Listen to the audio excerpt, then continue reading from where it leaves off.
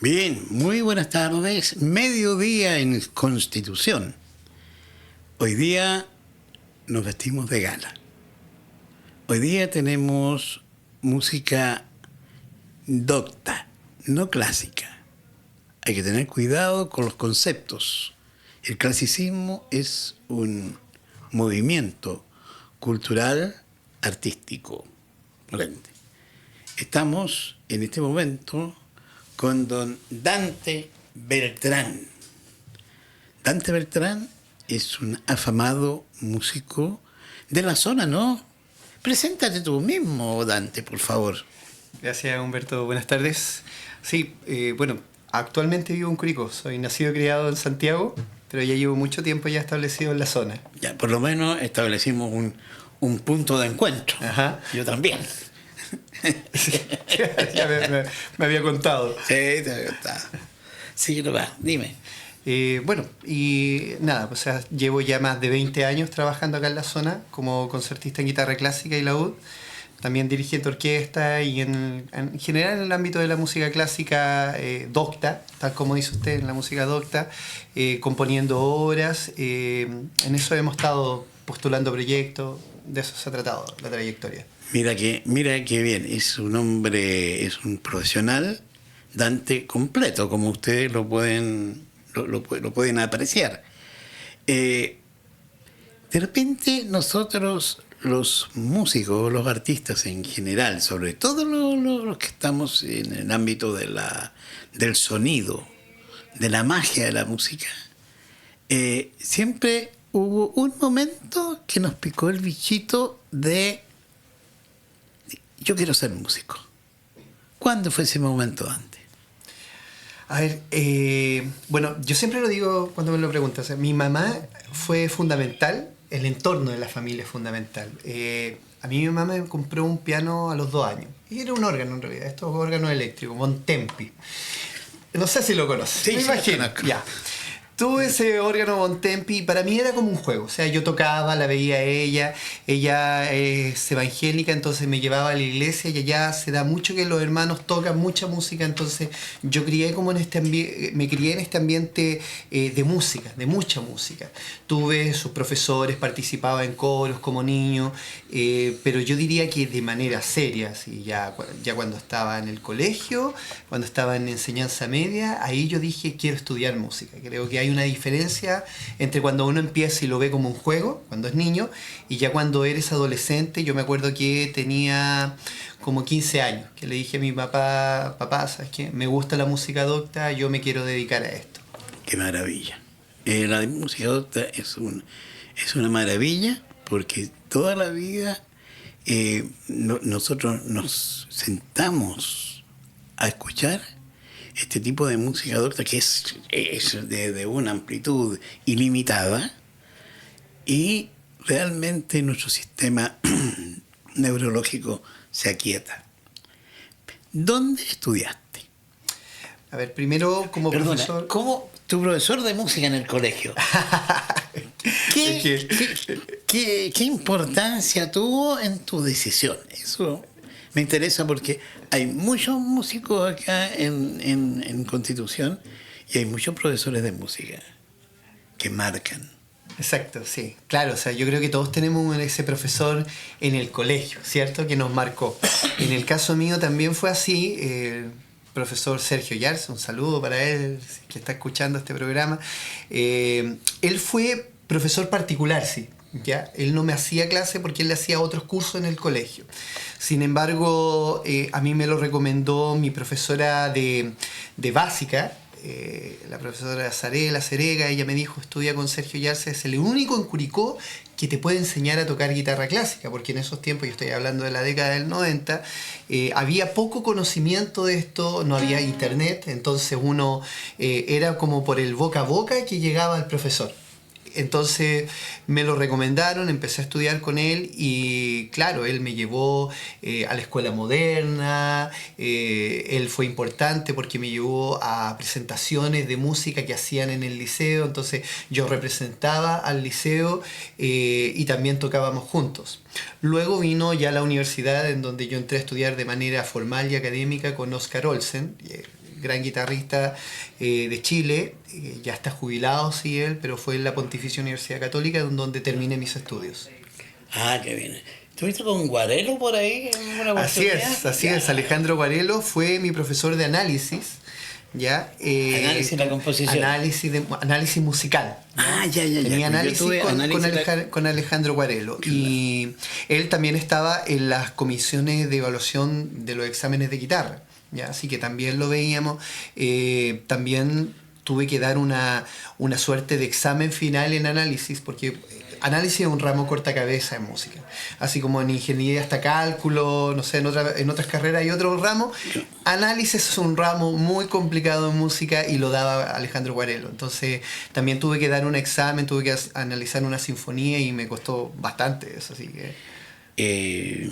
por ahí yo tengo un pensamiento, Dante. Yo creo que la sinfonía son verdaderas obras de arquitectura sonora. Así es como un edificio, como construir un edificio. O es como tu cuerpo. Exacto. Claro, todo viene, tiene estructura, claro. Tiene forma, ¿cierto? De todo. Exacto. Y cada sinfonía en sí es un aporte nuevo, porque si bien es cierto, están los libros de análisis que te dicen, mira, la forma sonata tiene una introducción, tiene un desarrollo, una recapitulación. Eso es como para que uno se guíe, pero si uno va analizando cada una de las obras, ni siquiera las mismas obras de los compositores, por ejemplo, una sinfonía 1, 2, 3, 4, 5 de Beethoven, ninguna se parece. Todas son un aporte nuevo, todas tienen algo nuevo. Entonces hay como una guía de estructura, pero cada sinfonía es algo nuevo, como el ser humano. Claro, pero el cuento es que tú vas poniendo las subestructuras y ahí viene también un problema ya de orquestación que es colorístico, absolutamente. Oye, vamos a bajar el sistema porque ¿quién nos va a escuchar? Oye, bueno, pero el color, pongámosle, el color es cuando uno tiene un instrumento y el instrumento tiene su color, pongámosle así. Ajá. No es, estoy haciendo una aproximación conceptual, pero cómo individualizamos el sonido ya lo dicen en un programa. Así que, ¿para qué vamos a repetir, queridos amigos? Saquémosle todo el jugo que tiene de vida Dante en el ámbito musical. Oye, ¿y cómo fueron tus primeros estudios en el sentido de tiempo? Porque la gente estudiando música a veces se aburre. Oh, sí. Lo que pasa es que cuando a uno le gusta algo, lo hace con pasión, lo hace con entrega. Entonces, para mí es fundamental eso. Es la única manera de saber si te gusta, si te vas a dedicar a esto, es... Eres capaz de pasar horas y horas y horas y horas estudiando música, no tocar por tocar, porque ahí hay algo distinto. Yo he conocido muchos alumnos que me dicen, a mí me gusta la música. Ok, ya, pero ¿qué quieres hacer? ¿Quieres tocar música popular o música docta? Porque son muy distintas. La música docta, tú necesitas una concentración, necesitas encerrarte con tu instrumento, necesitas leer música, necesitas estudiar más. El perfil académico de un músico docto es muy distinto al de un popular, sin que desmerecer la profesión de los músicos populares, pero es muy riguroso el tema de entrar a una universidad a estudiar música. Tienes que dar la prueba igual de conocimientos generales que da cualquier estudiante, pero además tienes que demostrar una cierta capacidad intelectual en el ámbito de la música, que es otra inteligencia. También tienes que ser capaz de conocer distintos tipos de repertorio. No porque te guste Bach vas a estudiar música, tienes que conocer Senaki, Stockhausen, qué sé yo, Pierre Boulez, de toda la música contemporánea, y que hay muchas veces es la piedra de tope de algunos músicos también. Claro, porque como te dijera, el concentrarse en hacer música contemporánea, a mí de repente me agota. Claro. Te lo digo, me agota. Yo estuve en una bienal en Santiago, que era organizada por la Universidad de Chile, y hubo obras que salía al baño mejor. Ajá. Cuesta, porque claro, nosotros tenemos nuestro sistema tonario, y te consta que tenemos reposo, tensión, reposo. Exacto. ¿Ah? Pero cuando te dan pura tensión... Claro, tensión sobre tensión, ¿a dónde llego? ¿No? Ajá, ajá. Capaz que al multiverso nacional. Y musical. Oye, Puede ayudar con eso. ¿por qué él está con un instrumento maravilloso Así es. que es el laúd, y yo creo que el instrumento siempre es la prolongación estética y del alma del músico. ¿Por qué no me hablas del laúd? A ver, primero hablar acerca de este laúd. Este es un laúd renacentista, pero ya del Renacimiento tardío, de un modelo isabelino. Es un laúd de 10 órdenes, estamos hablando de 10 cuerdas doble, pero hay muchas variedades de laúd dependiendo del periodo que nos encontremos. Por ejemplo, el laúd barroco es un poco más grande, tiene más cuerdas todavía, tiene una extensión más larga del mástil.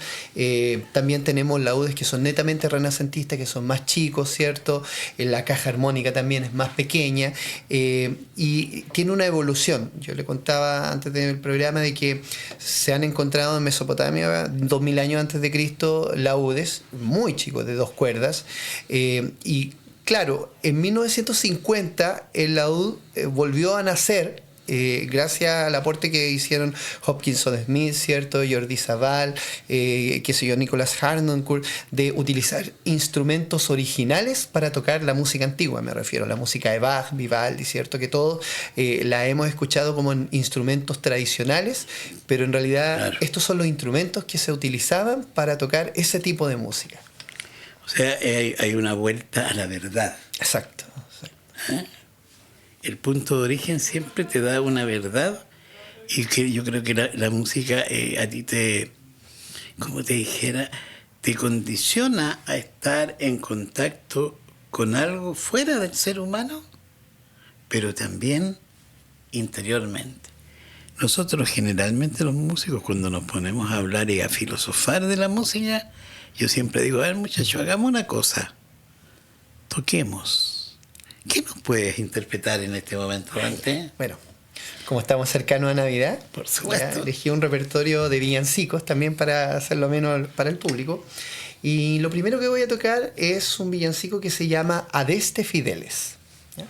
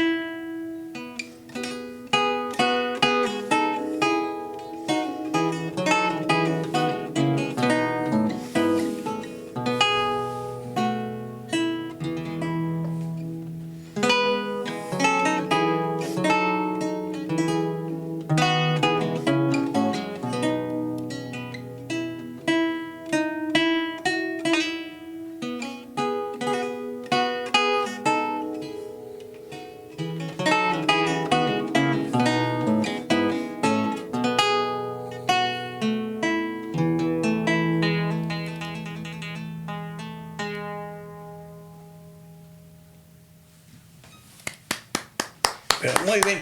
Yo pensé que usted iba a poner el Estadio Nacional aplaudiendo ahí, pues. Por favor, Amaro, disfrute. Tenemos un artista de verdad en este momento. Así que le voy a rogar que cuando le pida la otra canción, ponga no la ovación que me hicieron a mí en otras partes, porque la verdad que eran así nomás. Era gente con muy buen oído.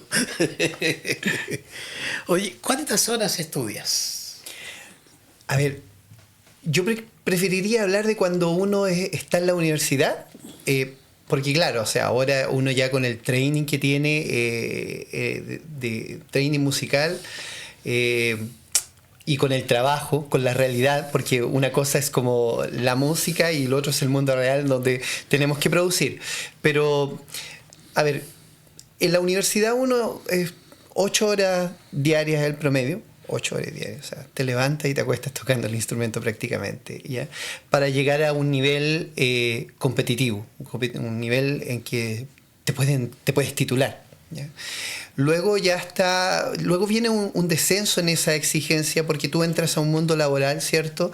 Pero ya el entrenamiento y la habilidad ya está en los dedos. Entonces, de repente para un concierto a veces bastarán 2 horas diarias, ¿ya? Cuando uno está en preparación de concierto. A veces si el concierto es un poco más exigente puede que uno se pase más, ¿ya? Pero no pasa más allá de eso. Pero eso ya es ahora por la práctica. Claro, eso es, la praxis en esto es, pero Fundamental. Fundamental. Y además te refresca todo y te vas metiendo en la obra cada vez más. Exacto, o sea, si en el fondo uno a veces empieza a buscar incluso las piezas que uno ya conoce, después las tomas, por ejemplo, 10 años después y dice, oye, pero qué diablos, ¿por qué no se me ocurrió hacerlo con esta digitación? ¿O por qué no se me ocurrió hacer esta dinámica? Uno también va madurando, claro, o le va dando un enfoque distinto a las cosas también. Mira, a mí me tocó dirigiendo Zarzuela, me acuerdo que se llamaba La Flor Roja. No me acuerdo si pertenecía al repertorio operático o propiamente a la zarzuela. Y miré la partitura y la miré con una soberbia que todavía ando de rodillas pidiendo perdón para arriba. Y voz y un arpa, nada más. Y el arpa, obviamente, que le hicimos en el piano. El piano tuve que tocar la parte del arpa. Y empecé a meterme en eso. Y era de una belleza. Y sincronizaba, yo creo, con tu alma. Y ahí tuve que pedir perdón para arriba, porque realmente uno de repente es muy soberbio. Así, a veces uno mira a huevo, como decimos en lenguaje coloquial, claro, ya en Chile, algunas cosas, y efectivamente le va encontrando detalles en la medida que lo vas tocando. Claro. O lo mismo que hablábamos también de la música contemporánea. Cuando uno la escucha, a uno le parece tan lejano, tan dura, tan disonante, pero cuando uno se mete en esta música, le va encontrando el gusto. Claro, y te vas dando cuenta que no es algo que esté hecho a tontas y a locas, sino que está hecho a conciencia. Y uno va entendiendo el lenguaje contemporáneo y el lenguaje de cada compositor. Pero eso uno lo tiene que vivir in situ. Claro, ¿cierto? Sí, porque uno le va dando la imagen a la música.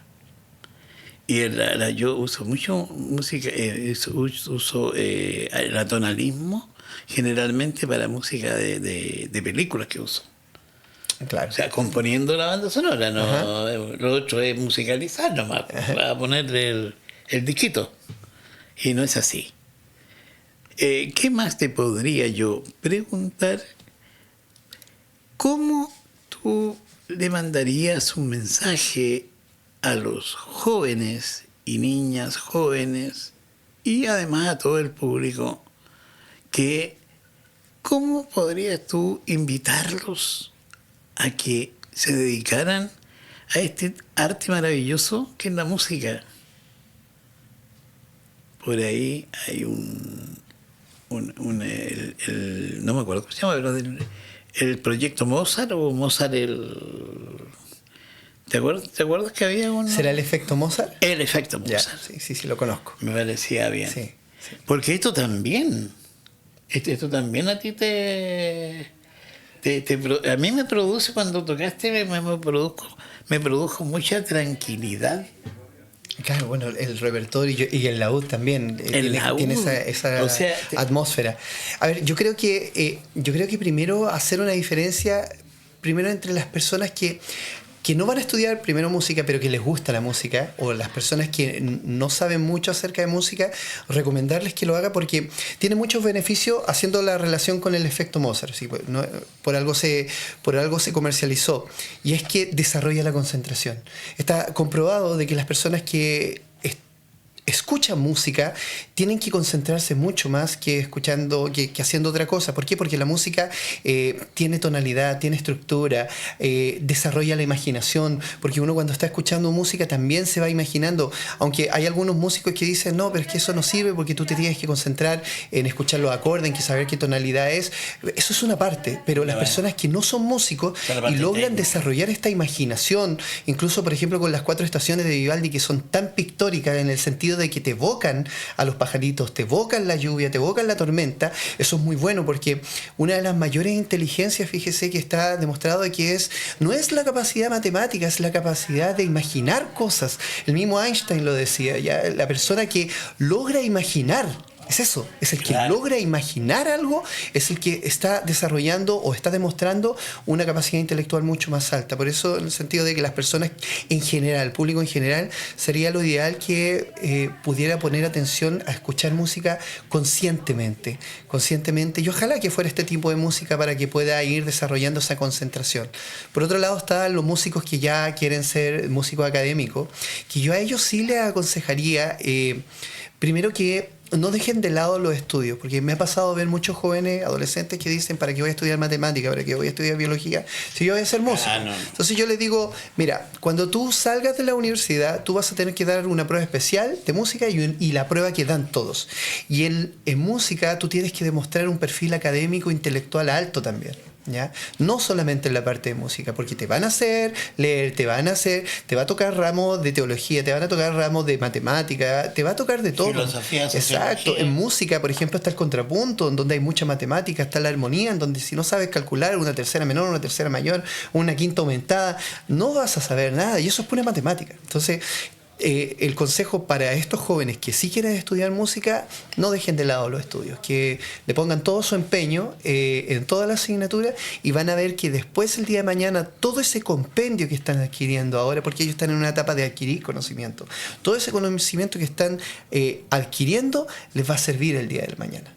Me parece, es una muy buena aseveración. Muy buena hipótesis que ya está demostrada, así, ya dejó de ser hipótesis. Exacto.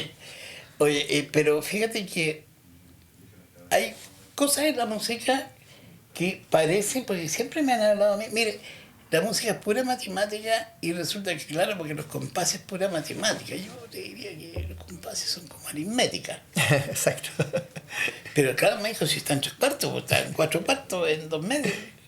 Y hay todo un estudio sobre eso.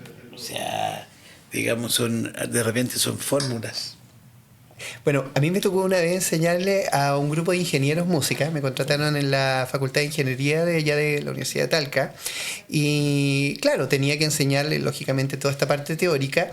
Y me di cuenta que era mucho más fácil para ellos absorber la música como fórmulas matemáticas. Entonces, por ejemplo, un acorde mayor, que para nosotros claramente es una tercera mayor más una tercera menor superpuesta, así de simple, se lo escribí como una ecuación, ¿ya? Igual. AM, acorde mayor, igual 3M mayúscula más 3M minúscula. Claro. Oiga, sabe que todos entendieron a la perfección, porque como los ingenieros tienen esa manera de pensar ya estructurada, claro, se les hizo muy fácil. Y ahí está la parte matemática también, que va de la mano, ¿ya? Oye, yo siempre veo los profesionales. Yo tenía un estudio de grabación en Santiago, y en academia, ahí en la Avenida Salvador. Yeah. En el Instituto EACE, al lado del Instituto EACE, que era yo el director académico de eso. Y me daba cuenta que nosotros poníamos algo de música y la gente iba reaccionando. Gente que no tenía. Y tuve una sala de ensayo que iban puros médicos. Y ya no dije ningún problema, le arrendé la sala de ensayo, nos hicimos bastante amigos. Y de repente iba yo y decía, oye, era una catarsis que tenían estos médicos increíble. Adivina qué tocaban. Cumbias. Oye, y gozaban como... Pero mira, gozaban como chinos, como se dice. Y decía yo, esta es la magia de la música. Exacto. Esta es la magia de la música. que tú puedes tener un cúmulo de conocimientos. ¿Ah? Y al final, por ahí podemos decir, solo sé que nada sé. Un gran filósofo está en la creación, cómo tú vas eligiendo los motivos para realizar tu composición. Pero yo creo que no quiero latearlo, y yo creo que usted se va a enamorar del laúd. Y le voy a preguntar a Dante: Dante, ¿qué otro temita tenemos por ahí? No te meto un temazo, pues para tocarlo, para eso hay que tener dedos para el piano. Bueno, a ver, siguiendo con la línea de Navidad, ¿ya? Sí, Tengo otro villancico que es uno de mis preferidos, ¿ya? Se llama Llegó Noel, ¿ya? The First Noel, ¿ya? A ver, vamos a ver.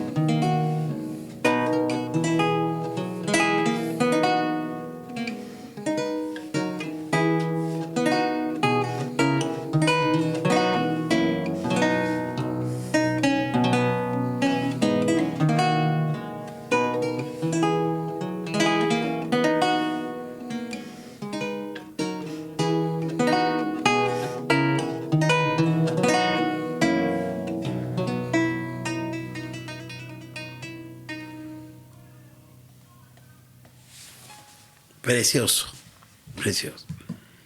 Y te lo escuchaba yo por algunos cantantes populares, ¿eh? Así es, así es. Bueno, traté de elegir los villancicos como más conocidos, ya dentro de los villancicos que son del repertorio docto, porque hay otros villancicos como el Burrito Sabanero que son más populares, pero la idea era ocupar unos villancicos que tuvieran la estructura homofónica, ya propia del siglo XVII, y que a pesar de que fueron compuestos muchos a finales del siglo XVIII, incluso otros en el siglo XIX, están compuestos en este lenguaje que es mucho más polifónico, propio del Renacimiento y principio del Barroco. El Barroco, ¿ya? claro. Por eso mismo lo elegí también en este instrumento, que es netamente polifónico. Maravilloso. El contrapunto es una de las cosas maravillosas, porque además el contrapunto es como el desarrollo del contrapunto, yo diría que es horizontal. Ajá. Ya, sí, claro, así es. Y si tú lo ves en Bach, por ejemplo, tú ves las curvas melódicas que hace, las melodías sobre melodías, en pos de una melodía principal, tienen en los compases momentos que dicen: oiga, va a venir el clasicismo, aquí hay armonía. Exacto, ¿Ah? así es. Y ahí se desarrolla. Sí.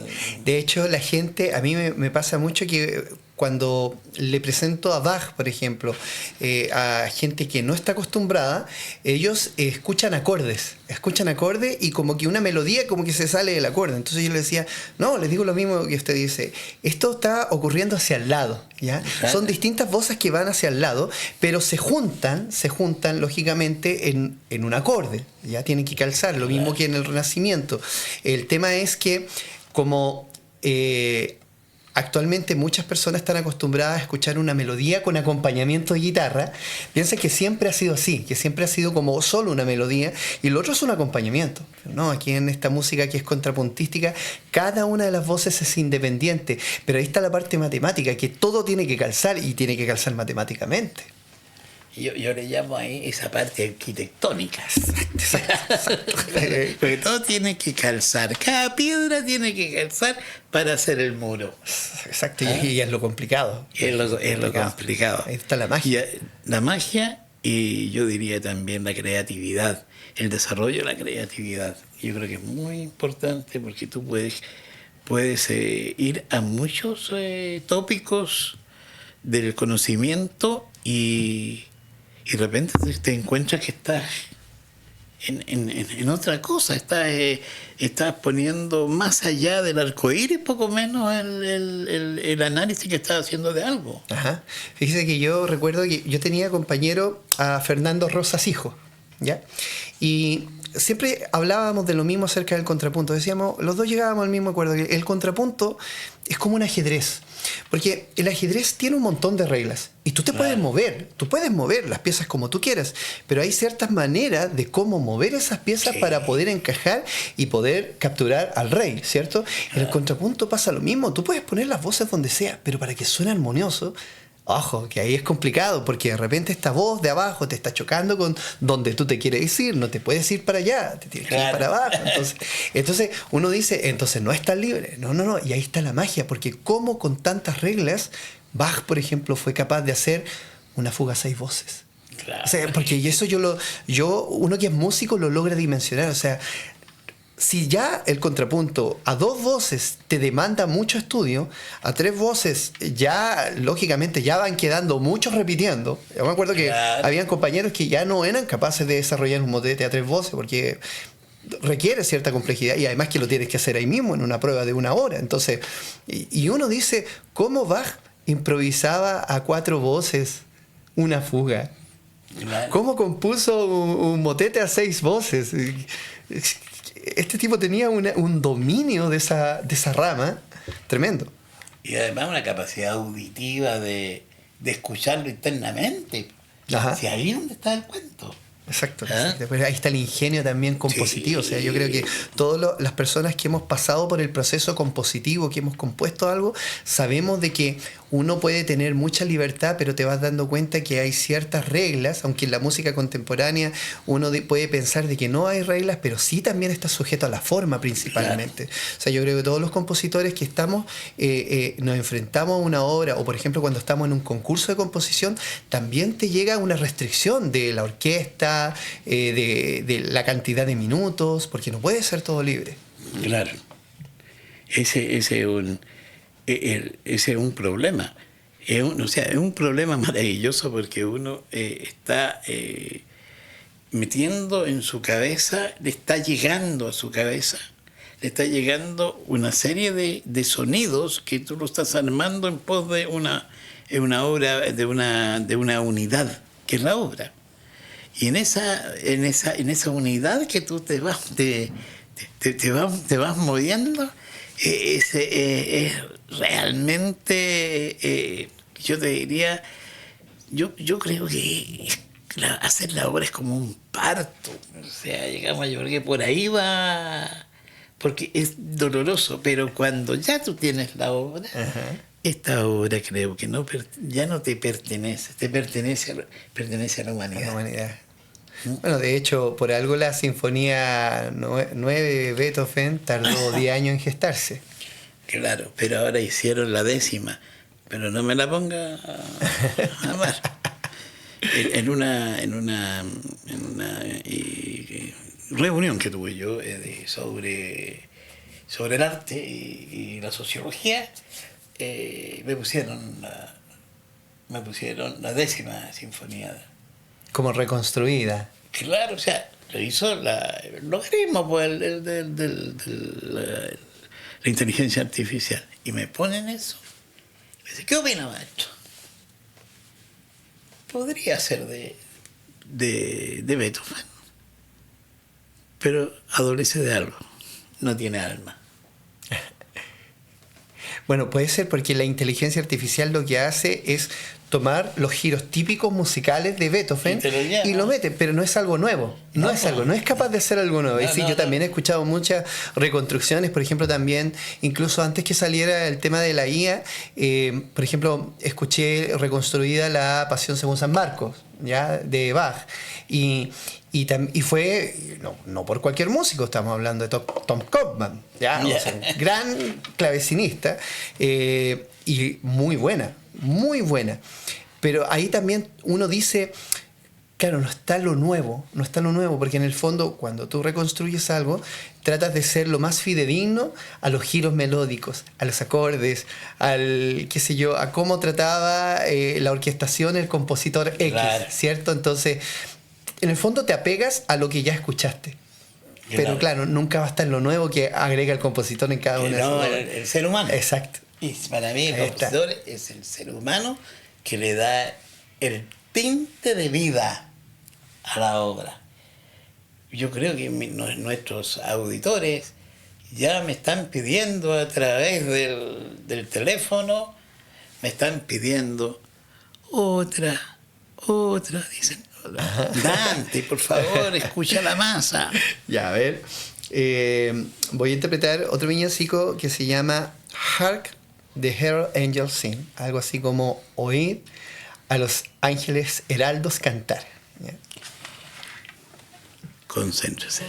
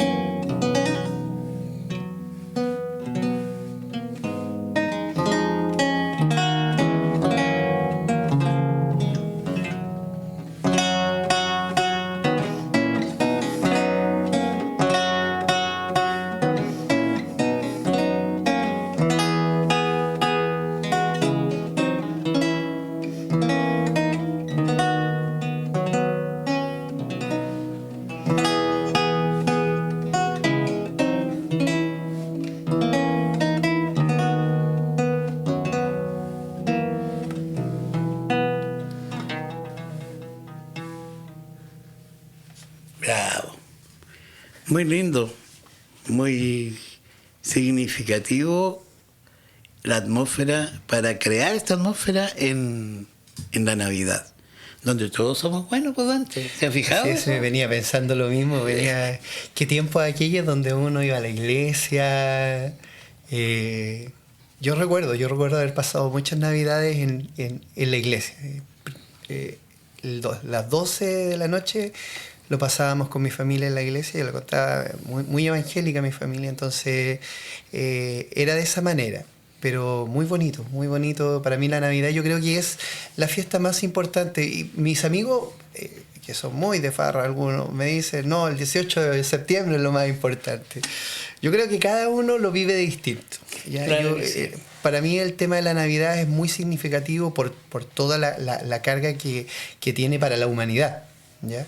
Pero esa introspección que uno vive en Navidad, o por lo menos como la vivimos acá en Chile, porque estamos claros de que no todas partes del mundo se vive de la misma manera, y que es completamente respetable, pero como la vivimos acá de manera introspectiva, a mí me gusta mucho, por eso es que también elegí este repertorio que es como para reflexionar. ¿Ya? Eso es lo que más pedimos, porque eso es lo que requiere el mundo en este momento, la reflexión para evitar guerras, siempre lo digo. Exacto. Siempre lo digo. Y la música es la esperanza, o es el canal que puede ayudar a quitar las almas y despertar la razón en el ser humano. Así es. Todo esto con la guerra que está sucediendo, que está a punto de suceder horroroso. En Rusia. Sí, o sea, yo creo que ahora el tema de la Navidad, yo creo que es como más importante fraternizar. Claro. La fraternidad es muy importante porque nos ayuda a hermanarnos. Exacto. Pero es muy bonito que tú nombras lo de Rusia, Ucrania, y sigue al Medio Oriente con Israel. Siria. Exacto. Se abrieron las cárceles, creo, y fueron como 131.000 muertos que habían, pero no había. Y se salvaron de los 131.000. Eso lo escuché yo en la CNN, por si acaso. No es mío. Si uno siempre tiene que ir a la fuente, si no, te dicen cualquier cosa. Nosotros que hemos trabajado en televisión a veces, no hay que creerle mucho. Es un dato que le doy, pero que no me escuchen los ejecutivos de la televisión, por favor. Así es. Bueno, sí, efectivamente, yo creo que, bueno, con Siria, que también ha tenido una guerra tortuosa entre pueblos que son hermanos, o sea, son hermanos. Marco, Estamos hablando de pueblos que están divididos por kilómetros nomás, pero y que se ocupan las tierras, después se cambian, y con todo esto que cayó la persona que estaba dirigiendo el país, voy a ocupar esa palabra, ¿cierto? Porque estamos en un programa que se transmite dígale en vivo. que era un dictador, no. Entonces, claro, uno dice, espero que ahora todos los conflictos terminen, porque esos pueblos se han matado entre hermanos. Es como y a mí me recuerda mucho lo que casi ocurre entre el conflicto de Chile con Argentina en la década del 80, ¿cierto? Terrible fue eso. Exacto. Entonces, yo creo que todas estas fechas que son de reencuentro con los valores cristianos es ideal. Y qué mejor que la música para unir a las personas. Y hacerlo a diario. Así es. Yo vengo de la formación de una familia católica. Ya. Y me encantaba ir a la misa del gallo. Ajá. Después parece que fui la oveja negra de la familia. Oye, pero yo creo que hay varios enemigos del ser humano que viven dentro de nosotros. Dime tú, la ignorancia. La ignorancia, el desprecio al saber. La ambición y el fanatismo. Mientras no extirpemos esas tres conceptualizaciones, vamos a pasar miedo. Sí, claro. Mira qué bonito. Yo tuve aquí a un folclorista, se llama Chicolito. Se formó solo, vivía yo te diría, las montañas, y me contó una historia. Y me dijo una frase que yo ahí lo paré y le dije, lo que has dicho es increíble. Había ido a ver, habían sentido en la montaña unos quejidos y unos que era en la noche, y unos llantos. Y él dijo, yo voy a ir a ver. No, que es el diablo. No, yo voy a ir a ver. Y bueno, era una niña que andaba perdida. Pero lo que me dijo fue, no hay que tenerle susto al miedo. Ajá. Y eso me cambió. No, por ningún motivo hay que tenerle susto al miedo. Pero ahí tenemos en contrapartida la esperanza, la bondad. ¿Qué otra cosa, Dante, tú nos puedes deleitar con esto? Yo quiero que te vengas al teatro a hacer una presentación. A ver, no sé cómo voy a moverlo. Sería ideal hacer un concierto. Pero sería estupendo. Tengo un villancico muy alegre que yo lo ocupo mucho con los niños. Los niños les gusta mucho. Se llama Gloria in excelsis Deo.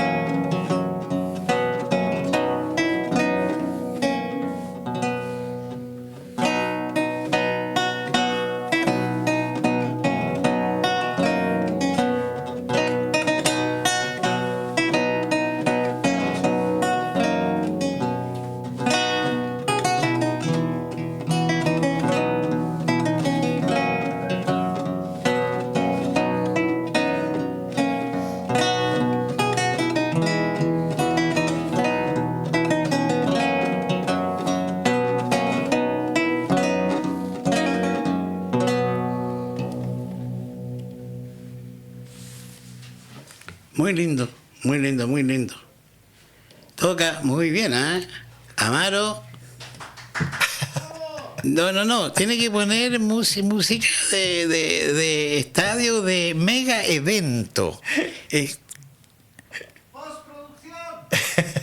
Postproducción, ya. Cuando vaya el programa, lo voy a escuchar atentamente, porque si no, te sabe. No, yo nunca grito porque estamos hablando. ¿Quién nos escucha aquí? Aquí en locutor. Es muy simpático te hablar. Oye, fíjate que de una de las cosas que yo siempre la saco a colación es aquello que hablan de Vivaldi, porque a Vivaldi lo pelan.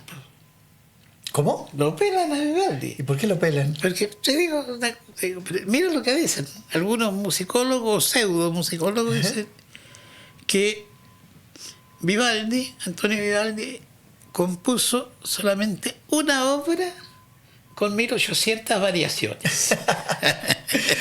Ya sí he escuchado eso. Claro, o sea, a ver, yo creo que esto pasa mucho cuando uno estudia música. De hecho, hay unos TikTokers, ya que podemos llegar al público más joven, hay unos TikTokers chinos que se dedican a hacer un poco parodia a los músicos doctos.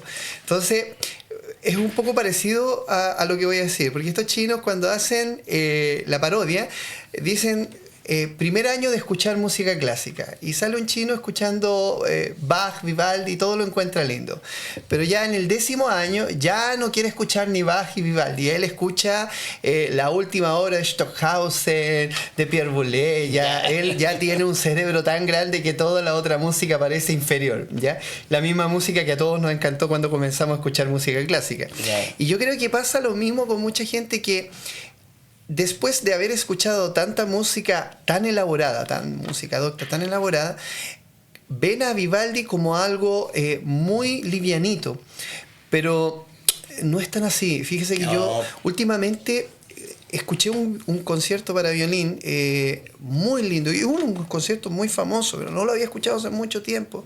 Le empecé a poner atención al concierto, porque claro, uno está con esa idea de que si Vivaldi ocupa las mismas fórmulas, ¿cierto? La misma fórmula armónica, porque la va repitiendo, y eso es verdad, lo ocupa, pero no lo ocupa siempre de la misma manera, o sea, está la base, ¿sí? Es como cuando uno ve, por ejemplo, un edificio, o sea, sí, los edificios tienen cimientos, todos van a tener cimientos, las casas tienen puertas y ventanas, todas van a tener puertas y ventanas, ya no hay nada novedoso en eso. Entonces, pero el cómo tú lo haces, el cómo organizas el espacio, en la música pasa exactamente lo mismo. ¿Cómo lo pintas? Claro, cómo lo orquestas. Entonces, y también el trabajo que hacen los músicos, porque hay que recordar que esta música barroca también dependía mucho de la interpretación. Ya, por algo se estudia ahora también y se hace un máster especializado en interpretación de música barroca, o un máster especializado en música renacentista, etcétera, porque uno como intérprete tiene que desarrollar toda esa habilidad musical, toda esa sensibilidad para el compositor en específico. O sea, es como cuando, por ejemplo, ahora los biólogos se dedican a estudiar solo cierto aspecto de la biología, se concentran en algo, porque de eso se trata, en especializarte, ¿ya? Con la música de Vivaldi pasa lo mismo. Hay mucha música que puede parecer a simple oreja no vista, simple oreja, simple oído, claro, la misma, pero no, hay un tema distinto en el contrapunto, hay un tema distinto en la disposición de las voces. O sea, si eres tan buen músico, te puedes dar cuenta que no da lo mismo un acorde en posición fundamental, en primera inversión o segunda inversión. Okay. Exacto. O si, por ejemplo, está en primera inversión, pero el bajo lo tiene el clavecín y no el violonchelo. Claro. Suena distinto, hay distinto peso. Entonces, todo ese tipo de detalles van armando una obra completamente nueva. Eso se trata. Además, oye, muy atirado lo que tú dijiste, y mientras tú hablabas, la imaginación corre. Entonces, tú hablabas y yo lo iba transportando a lo que es la música popular, pero con nivel. Ajá, de nivel. Ajá. Entonces, tú estás hablando ahí, por ejemplo, incluso armónicamente de los sub. ¿Ya? ¿Ah? Entonces, supongamos, tú pones un acorde de fa sostenido mayor, Ya. ¿ah? Pero en el bajo no pones eso, pones el mi. Ya. ¿Ah? Porque vas a caer después al re, pero no, estamos poniéndonos muy técnico, Amaro, parece, ¿ah? ¿Ah? Un poquito, ¿estoy bien ahí del micrófono? Ya. Pero que usted hace maravillas con mi voz, mi pobre voz, que aún me queda. ¿Cómo bueno? Y ahí es cuando uno empieza a darse cuenta que todos los elementos, me va a pegar, Amaro. y con razón. Quiere que toque la última hora. Claro, hay que tocar la última hora. Entonces tú vas sacando los elementos y llevándolo a la música popular. Entonces casi todos los productores de los grandes artistas conocidos que han dado miles de millones de dólares son músicos doctos. Así es. Manuel Alejandro. Oye, se nos está acabando ya nuestro programa. Ha pasado, pero como quizás así, digamos, en 2 segundos lo habíamos empezado. Entonces yo quiero que despedirte, darte los agradecimientos míos y de la radio por haber venido y mostrar al público de Constitución que no todos los lenguajes son iguales y todos valen. El micrófono es tuyo para despedirte de nuestros auditores y indudablemente le estamos pidiendo la última interpretación en la atmósfera navideña que tenemos. Bueno, también quiero agradecer su invitación a este programa. La verdad es que ha sido bastante ameno conversar de música, en el fondo de la sociedad en general, ¿cierto? Yo creo que uno no solamente tiene que encerrarse en una sola área. Y agradecer también a la directora de la Fundación ya por recibirnos acá, por darnos este espacio al programa que le hace falta difundir la cultura siempre, en todos lados. ¿Ya? Se agradece. Bueno, y para no ser tan extenso, el último villancico que voy a interpretar, yo creo que ni siquiera lo voy a presentar. No lo presento. No lo voy a presentar, simplemente lo voy a tocar. Voy a afinar un poco, si me lo permite. Sí, las cuerdas siempre con el calor se van dilatando. Y él tiene una oreja, pero increíble. Vamos a conseguir la oreja de a Dante.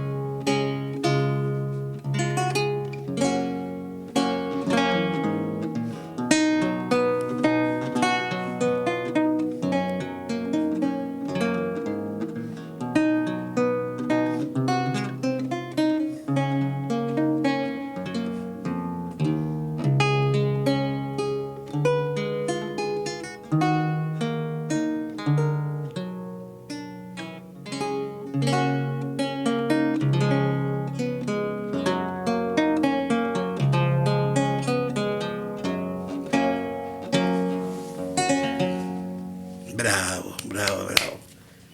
Y nos vemos la próxima semana a las mediodía, el día jueves, mediodía, en 101.3, Cine con Radio. Gracias. Fue muy agradable conversar.